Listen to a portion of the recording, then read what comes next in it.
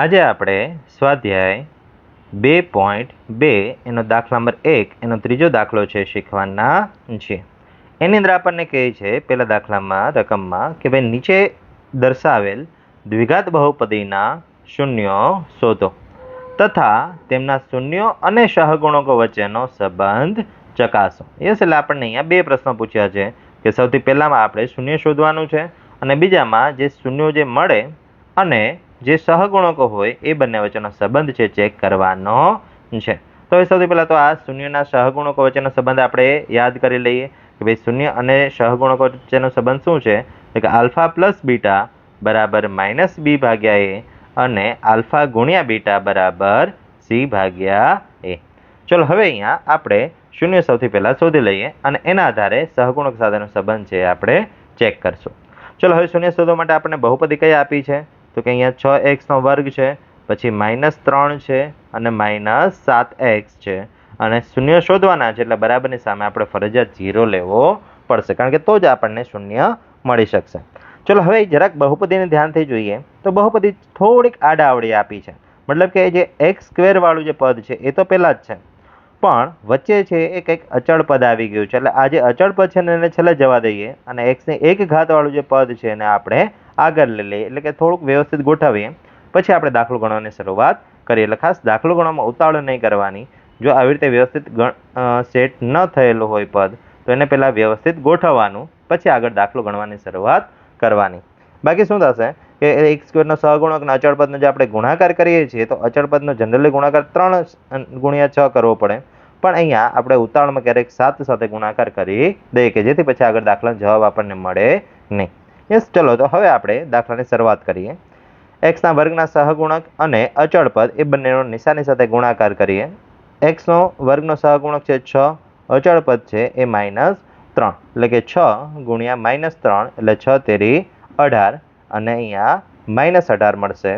ચલો હવે -18 એના બે ભાગ એવા પાડો કારણ કે અહીંયા માઇનસ આવ્યું છે એટલે બે ભાગ એવા પાડો કે જેથી બાદ બાકી છે એ વચ્ચેના પદ જેટલી થાય. યસ, એટલે કે અહીંયા 9 દુ 18 બંનેની બાદબાકી કરીએ તો કેટલા મળશે આપણને 7.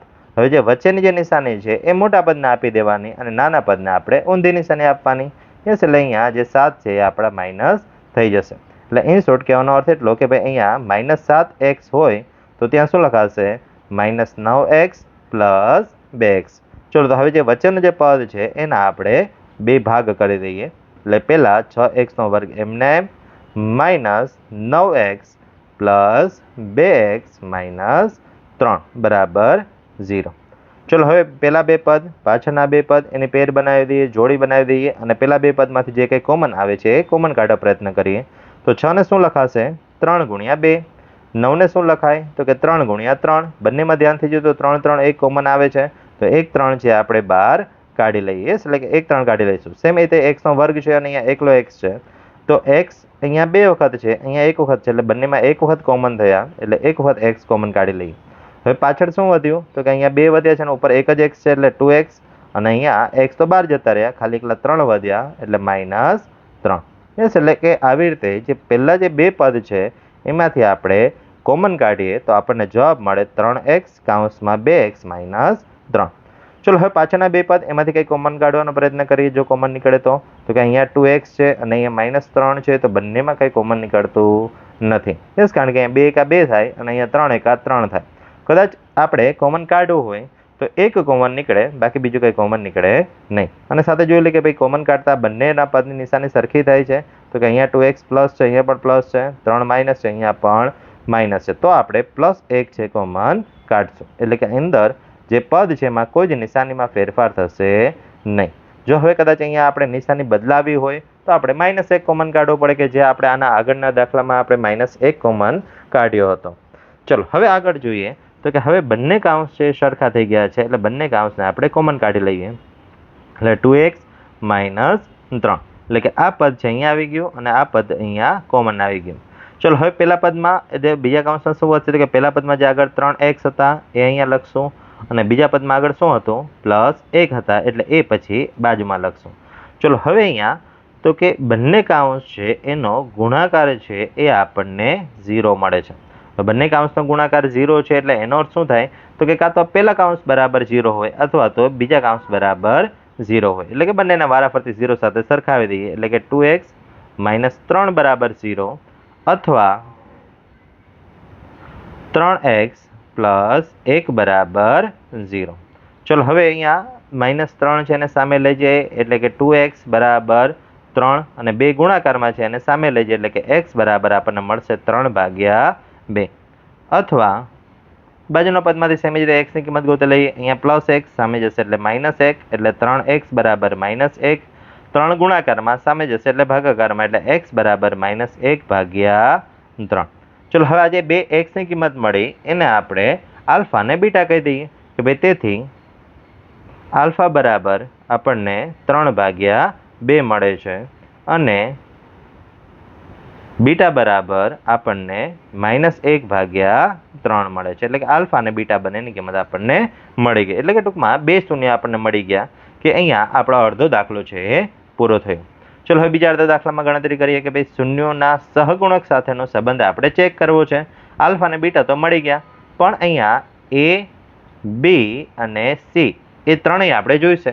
તો ત્રણેય ક્યાંથી શોધીએ? તો આપણે જે અહીંયા વ્યવસ્થિત જે ગોઠવેલું જે સમીકરણ હતું એને આપણે વ્યાપક સમીકરણ સાથે સરખાવી અને એબીસી છે એ ગોતી લઈએ. તો અહીંયા 6x² - 7x - 3 એને આપણે વ્યાપક સમીકરણ સાથે સરખાવીએ, એટલે કે 6x² - 7x - 3 બરાબર 0 ને, એટલે કે અહીંયા જે આપણે વ્યવસ્થિત ગોઠવેલું જે આ દ્વિઘાત સમીકરણ હતું એને વ્યાપક સમીકરણ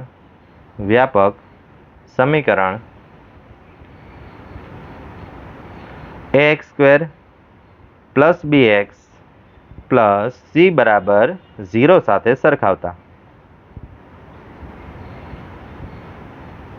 ચલો હવે અહીંયા આપણે એની સાથે સરખાવીને એબીસી ની કિંમત શોધી લઈએ કે ભાઈ એ બરાબર શું થાય તો કે x² નો સહગુણક કેટલો છે 6, એટલે અહીંયા એ બરાબર આપણને મળ્યા 6.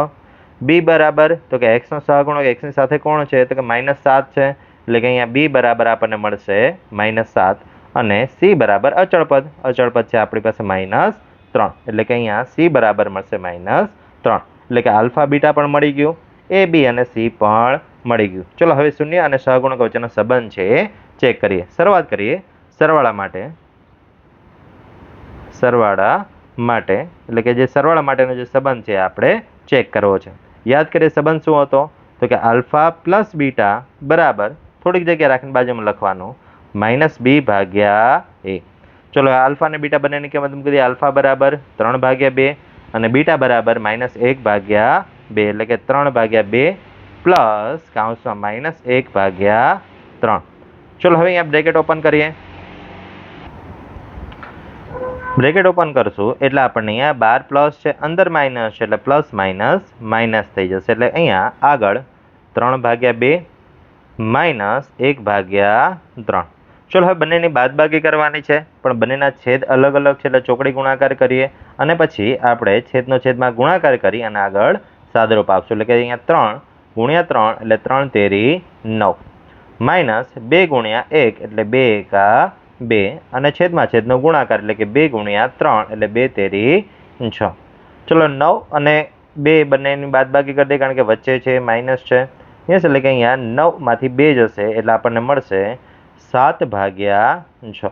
યસ, એટલે કે આપણને આલ્ફા પ્લસ બીટા એની કિંમત આપણને મળી 7/6. અહીંયા ખાસ ધ્યાન રાખજો બાળકો કે આપણે ચોકડી ગુણાકાર શા માટે કર્યો, કારણ કે બંનેના છેદ અલગ અલગ છે, એટલે 2 છે એ 1 સાથે ગુણાશે અને 3 છે આગળના 3 સાથે ગુણાશે, એટલે 3 તેરી 9 અને 2 એકા 2. યસ, એટલે આવી રીતે છે અહીંયા ગુણાકાર કરેલો છે.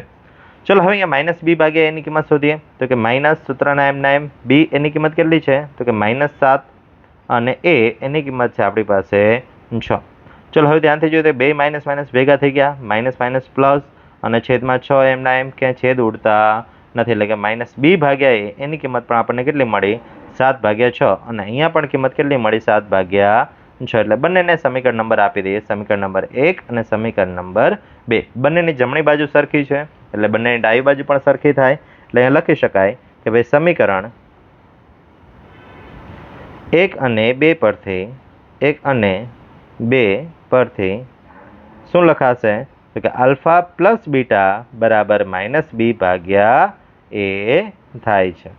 યસ, એટલે આવી રીતે છે આપણને અહીંયા પહેલું જે સરવાળા માટેનો સંબંધ હતો એ મળ્યો. ચલો હવે ગુણાકાર માટે ચેક કરી લઈએ કે ભાઈ ગુણાકાર માટેનો સંબંધ શું હતો? તો કે આલ્ફા ગુણ્યા બીટા બરાબર c ભાગ્યા a.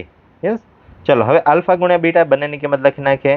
જોઈએ કે ભાઈ આલ્ફા અને બીટાની કિંમત હતી કેટલી? તો કે 3/2 અને -1/3. ચલો હવે બંનેની કિંમત લખી નાખીએ. ભાઈ 3/2 અને -1/3. -1 છે એટલે આપણે એને કાઉન્સમાં લખીએ. છેદ ઉડાડીએ, અંશ અને છેદમાં 3 જતા રહેશે.